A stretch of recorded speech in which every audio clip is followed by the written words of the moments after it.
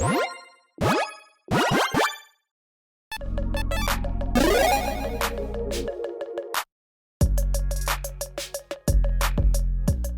everyone, Mitch coming in for the Commander Score Studio. Welcome to the show. So, it happened. Yeah, not surprising to many, maybe everyone in the Magic community at this point, if you've been following, you know, Commander or just Magic in general for the past couple of years.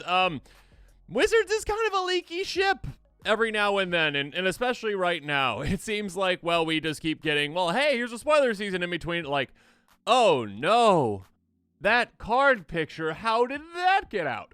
Now, I'm not saying it's intentional. It's either intentional that Wizards is leaking things or that they're somewhat incompetent with how they make and supply their products. So I don't know.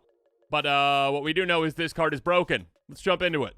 Okay, so let's jump into it. And hey, this incredibly grainy photo is what we have. And again, with this, I will say that with all of these, hey, take everything I say with a grain of salt because this has not been officially confirmed, nor will it ever be officially confirmed until the actual spoiler comes out. Typically, I'd say that when we get these, 99% chance, it's typically like, hey, this is actually a legitimate card, and then there's like the 1% chance that it's like, no, some person on the internet decided to troll people with this very, very, very extensive trolling. So there you go. Regardless, this grainy image, we can basically read all the text, and with that, we are making the card. And if you think some of the text is different, I've collaborated. I've seen on the internet what they have said that the text is. It makes sense to me, and if you think it's something different, please let me know in the comments below. But let's jump into the actual card with the MTG.design version that I made of it, the custom Magic version of it, with some really cool art that's not actually the actual art, because obviously I couldn't just find that image from Wizards and be like, hey, my contact over at Wizards, could you help me with this art here? And they're like, yeah, sure, even though this card has been spoiled. They don't do that. Anyways, a 3/3 human shaman with haste that costs 3 mana in Naya. Non-token creatures you control have tap, create a token that's a copy of target token you control that enter the battlefield this turn. That's busted. That's incredibly powerful. That's absurd. That is, I mean, okay, again, with these kind of cards, you're like, I assume R&D did a little bit of due diligence on this, or at least just at a base level. If you have been playing Magic for like 3 minutes, you're like, yeah, you can break that. Yep, that seems breakable. Very, very breakable. And it seems like with Wizards lately, it's very weird because they have like certain cards, and I'm sorry, I'm a little off topic. They have certain times where they're like, activate only as a sorcery, or triggers only once each turn. And they like tune down cards some ways. Like sometimes it's needed, most times it's not, but they tune down cards. And other times they're just like, whatever, the most broken thing of all time, here you go. Find an in-between, maybe, Wizards. Like, it's a very cool concept, but it is incredibly easy to use and abuse. I mean, this thing gets broken with a ham sandwich is kind of like the phrase typically when it comes to just a commander that just combos with anything. Literally. I mean, I just did a quick, you're going to see on this episode, all right, when I go through some picks that work well with this card, it is absurd how many things and how impossible it is going to be for your opponents to stop. If you have this commander and you're sitting across the table from me, unless Shalai Halar is sitting right there too, I am coming for you. Because this thing is just busted. I mean, Shalai Halar also very busted. This combos with even more things though. It's going to be very, very, very, very, very difficult to stop. Because again, this literally, I mean, again, it says non-token creature you control have. That includes this. This has haste. You can activate that right away, which can be quite problematic. Okay, now, do you have to build this in a broken way? No, you don't have to. You don't. If I'm playing against you, though, I assume you have many of the multitude of cards that work well with this, because I guess I probably should have already said this. There are certain creatures out there that have a word on them like untap, either applying to them or another permanent or creature, and by making a token copy of them, especially when it's on, say, an ETB, you get that right away. And when you get that right away, again, let's say it's just, hey, untap target creature. Cool. Untap Ghired. Oh, I'll tap it again. Okay, untap Ghired. Okay, I'll untap it again. You just keep making an extra copy of that creature infinitely, and there are plenty of ways to win from there. So, yeah, this is busted. Low to the ground, busted, kind of like Shalai Halar. it's too easy to use and abuse, in my opinion. And again, this may be a fake leak. It very well might be. But if it's not, gross. Also, keep in mind, this card could have been limited in one of a multitude of ways. It wasn't at all. And, yeah, the ability of tap create a token that's a copy of target token you create this turn. It does not say creature token. It could have at least limited it in that way, I guess, a little bit. You know, I mean, that's like the most powerful part of this, which would be creature, but it wouldn't really make sense to be another token, most likely. But still, I mean, you could just build like an all treasures deck around this. You'd be like, yeah, or food, I guess you could do too, but like treasure would be a more powerful one. But like, this still applies to like, oh, okay, if I don't have any creature tokens that came into play, but I made a treasure token, I can tap all my creatures to essentially be like mana saving dorks in a way to just give me a ton of treasures. If I made one treasure in the turn, again, enter the battlefield this turn, token enter the battlefield this turn, I can tap, say if I have 7 creatures, tap them all, non-token creatures, and make 7 treasures. That's already a very powerful thing.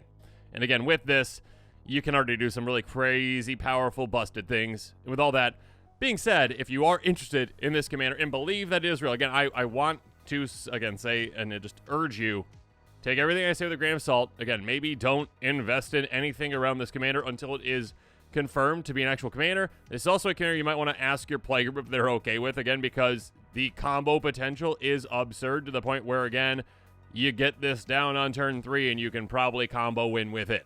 Probably. So, ask your playgroup ahead of time, not just because, again, this isn't a confirmed commander, but also it's one of those kinds of commanders that's a bit too easy in a way. Doesn't have to be built in that way. But if you are interested in this commander, your playgroup's okay with it, check out that card list link in the description below. Maybe consider proxying the cards first before building a full deck around it when it is confirmed to be an actual, or if you have the cards like laying around, that's fine too, right, obviously. But once it is confirmed to be an actual commander, yeah, this is a powerhouse type commander. I mean, I don't want to make an assumption right now. And this, sorry, I forgot. This is an Outlaws of Thunder Junction leak, I believe. I don't want to make an assumption, but like this is going to be an S tier commander. Something absurd would have to happen for a commander to be just truly above this one in power level. We would need like an Urza level, original Urza level commander to be above this. So we shall see. Regardless of all that said, I'm excited to talk about the budget buys and pricier picks that work really well with this one because, again, there are absurd things that you can do with this. And again, when I was kind of unpacking that, I was like, well, there's got to be like some kind of a limitation, right? Like you're not in blue. You can't easily make a creature oh, you can make creature tokens pretty easily these days of things. Let's jump into it. First, we're going to start with the budget buys. Again, cards that are within my budget range. Again, cards that are less than $1, and there's a ton that work incredibly well with this. And I guess I kind of forgot to mention this, and that's my apology. My fault. Basically, again, you need to make a creature token version of a creature with that untap ability. It's very easy to do, actually, in these colors even these days. We'll get to those cards here in a bit. But the key to this kind of a commander is, hey, cards that either untap themselves or creatures that untap others. This one, Sunstrike Legionnaire, is a pretty garbage creature when it comes to just commander. I don't think it's easily any play, but hey, here you go. It's a combo card with this. 1/2 soldier for 2 mana. Doesn't untap during an untap step. Whenever another creature enters the battlefield, untap it. Tap target creature with converted mana cost 3 or less. Okay, so that's nice, but the important part here is, again, it doesn't untap during an untap step, but whenever a creature comes into play, it untaps itself. So it's kind of like its own intruder alarm in a way.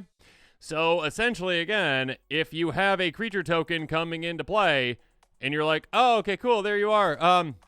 Yeah, I'll tap this, make a copy of that.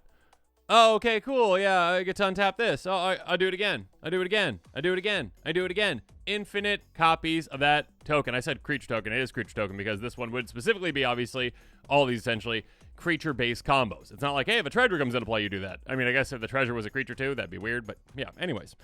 Basically, this just is a very simple, very easy combo to do, and all you need is one other, like, temporary clone effect, essentially, and we'll talk about those here in a bit. Next up, Hyrax Tower Scout. This one is one that applies to another creature, a 3/3 human scout, enters the battlefield untapped target creature. So again, with this, if you make a copy of it, and you tap your commander to make a copy of the copy, you just keep making more and more copies, because you keep untapping your commander to do so. So it's kind of like a Kiki Jiki combo in a way.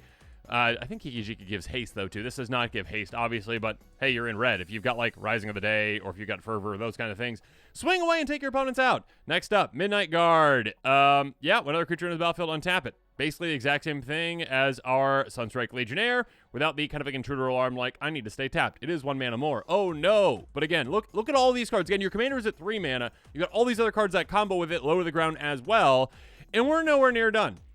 Village Bellringer, perhaps the best out of all these because you can do some other crazy things with it. Enters battlefield, untap all creatures you control. Yeah, so this is kind of weird because you can actually have a Village Bellringer making copies of Village Bellringer, which is quite funny. I guess you could do that with any of these technically, but essentially you're like, hey, yeah, make a copy of this. It enters the battlefield. Cool, I untap my creatures. Awesome. Oh, I tap my Village Bellringer, which has the ability for my commander to make a token copy of my token copy, which enters the battlefield, untaps all my creatures, and I do it again and again and again. You also get infinite mana with that if you have any kind of a mana dork in play, so keep that in mind. And yeah, lots of other infinite things. If you have like a Tim in play, you can just ping things down as well, so have fun with that. Sparring Mummy. Yet another one. This card is pretty garbage for the most part, but again, it's a 3/3 for 4 mana, enters battlefield, untap target creature. Fantastic card. It's a 1-cent card, and again, it's like, yeah, that combos. Want to think of a gross combo? Coercive Recruiter. Hey, everybody, I've got a creature that says, I gain control of things. Lovely. But you know what's even better? This also combos, too. So, obviously, you can utilize this against your opponent's creatures. Hey, whenever it or another pirate enters the battlefield under control, gain 12 target creatures, will have turn, untap that creature. Until end of turn, it gains haste, comes a pirate, and its other types. But also, now you just say, hey, yeah, I just infinitely go with, you know, my own creatures. Because you can threaten your own creatures, essentially, so keep that in mind. Obviously, just untap your own creature. You already have control of it. That part doesn't matter, but you win.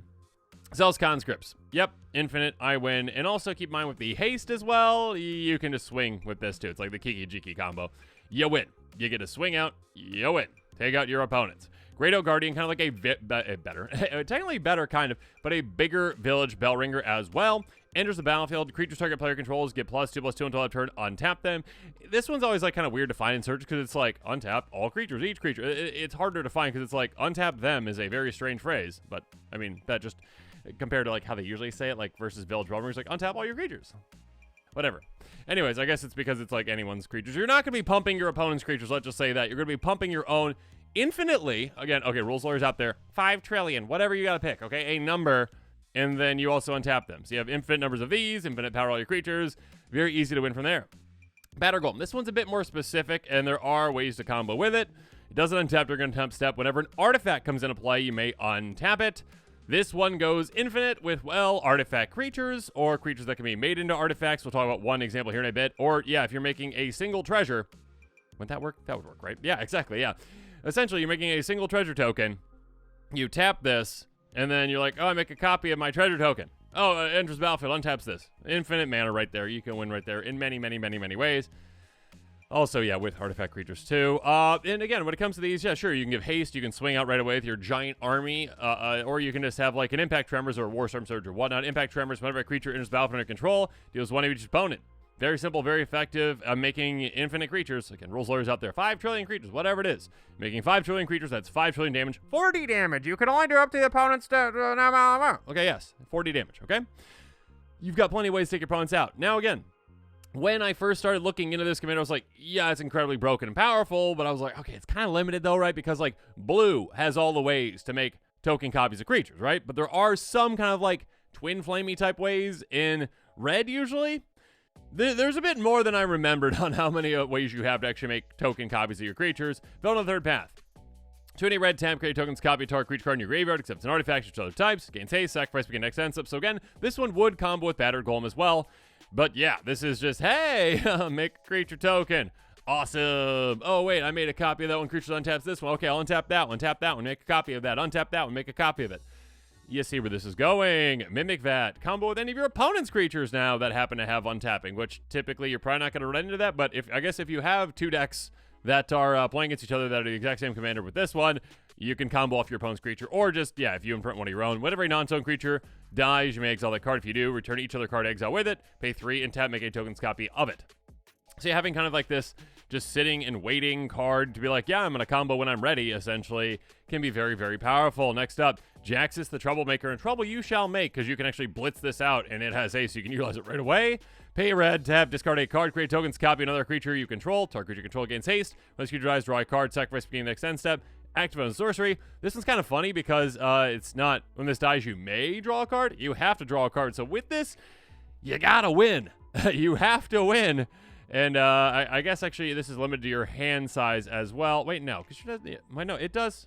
No, yeah, because you don't have to discard the card. Never mind. It's not limited to your hand size. You do that one time, but yeah, you do have to win because all those creature tokens that you're getting, I believe, would then have that when this creature dies, draw a card. So you're making copies of them. I believe that's how that would work. Let me know in the comments below, but I mean, you're probably going to win anyways right there, and if not, you'll just draw your deck and lose. Moving on, Seance. This is a garbage card. This card is terrible, but I love it in my Giganta deck. I absolutely love it in my Giganta deck. It's a very underrated, that kind of a deck, but this one actually is, again, pretty incredible. This one.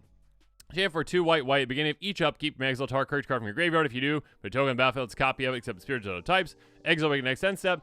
This card would see a lot more play if that creature had haste. It does not give the creature haste. And because of that, players don't use it because you're like, okay, I guess like I get an extra blocker on my opponent's turns, maybe? Okay. But on your turn, you're like, I get one out, and it does nothing.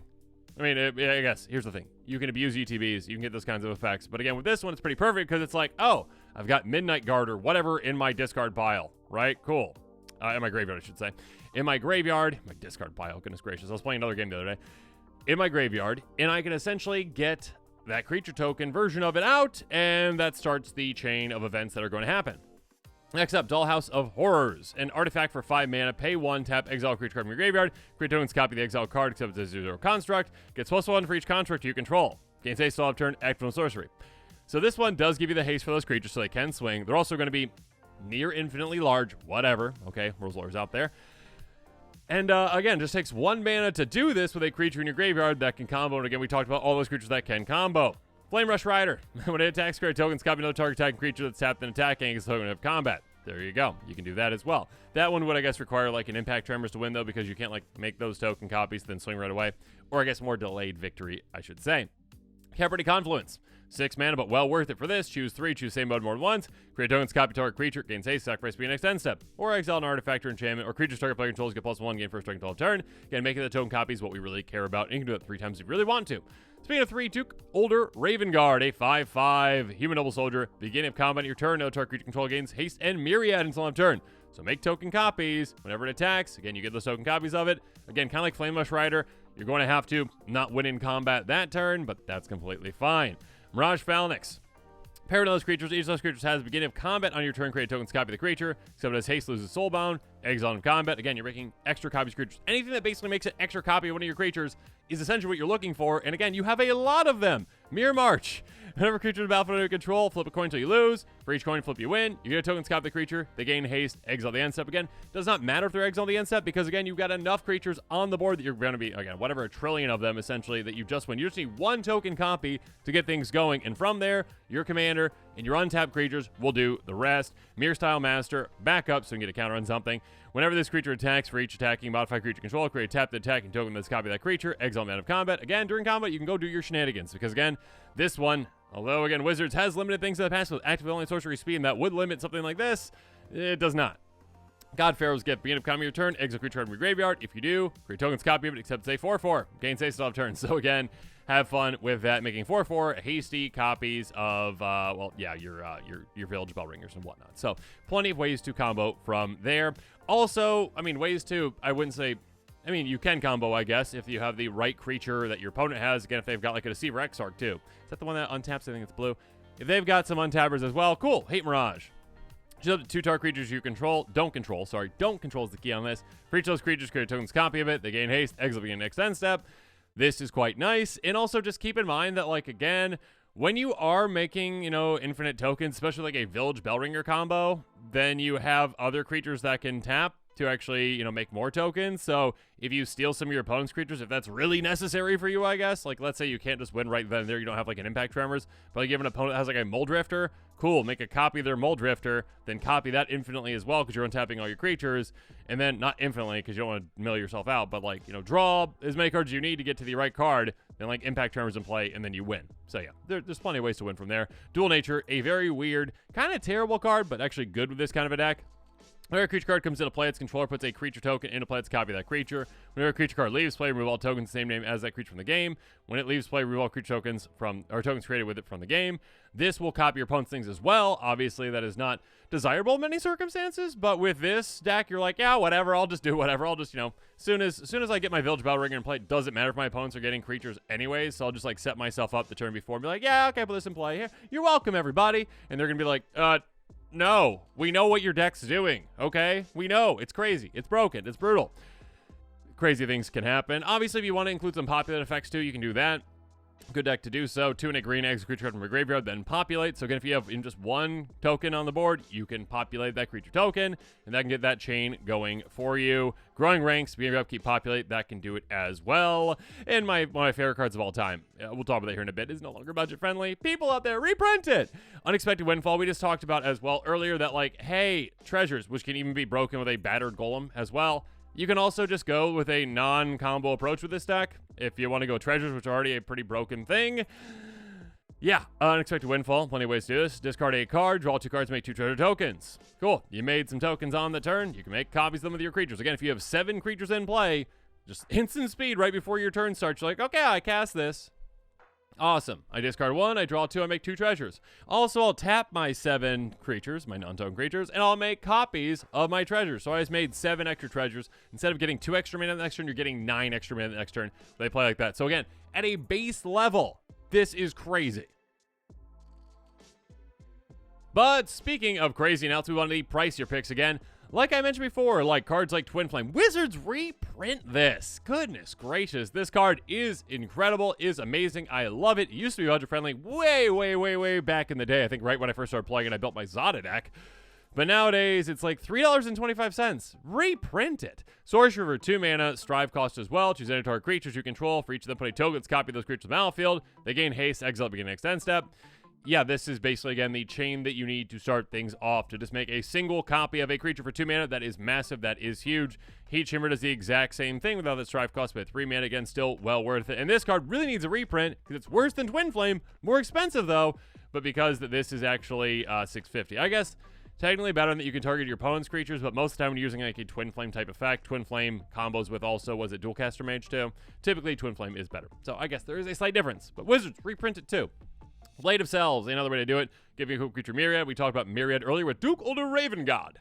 That name is funny, or fun, I guess to say, the way that I say it. I like it. Giving creature Myriad obviously can give you a creature token copy of it, so there you go. Bramble Sovereign, $1.29. That's it? Oh, it's so close. Wizard reprinted again. 4/4 Dryad for 4 mana. Whenever a non-token creature's battlefield, you may pay 1 and a green. If you do, that creature's controller creates a token that's copy of that creature.